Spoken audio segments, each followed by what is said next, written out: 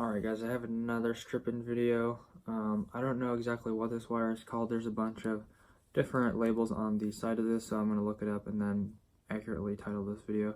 But basically, this is more of a low voltage wire. It's got 3 conductors inside, and it's kind of like a Cat 5. Has like some of that unicorn hair in there, the pull-in string. Basically, how you do this, how I do this, basically leave a little bit extra, and then I basically just cut off the first inch.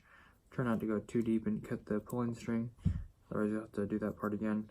But there's some little, yeah, I just lost it, but so I'll show you that again.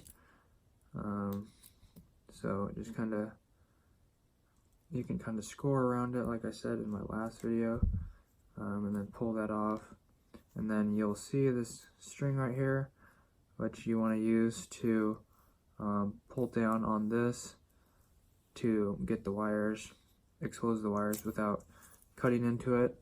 And then you can, I always just cut off the part where I cut into it, so I always account for that if that's the way that you want to do it. And then there's this other wire in here, whatever that's for, either if it's for redundant ground or some grounding or just another pull string. You can correct me on that because I'm sure people will. I've never used that before for anything. Maybe it's just for something within the wiring for shielding and stuff. And then you have this shield on here, kind of looks like a coax. And then you're just going to want to reveal the wires. And then basically you just cut all this stuff off. I don't have my right cutters. Basically I use my dikes. Basically just cut all this stuff off at the bottom like this.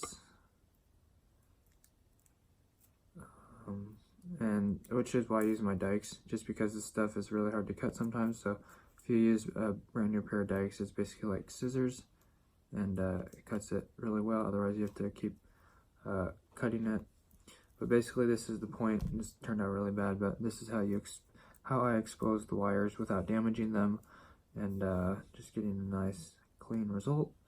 And then you can go ahead and make up your stuff. So this kind of applies with fire alarm wires and stuff like that. So just trying to not damage the wires and all that good stuff. So hopefully this helped you out. Anyways guys, thanks for watching. God bless. I will see you in the next one. Peace out, like and subscribe.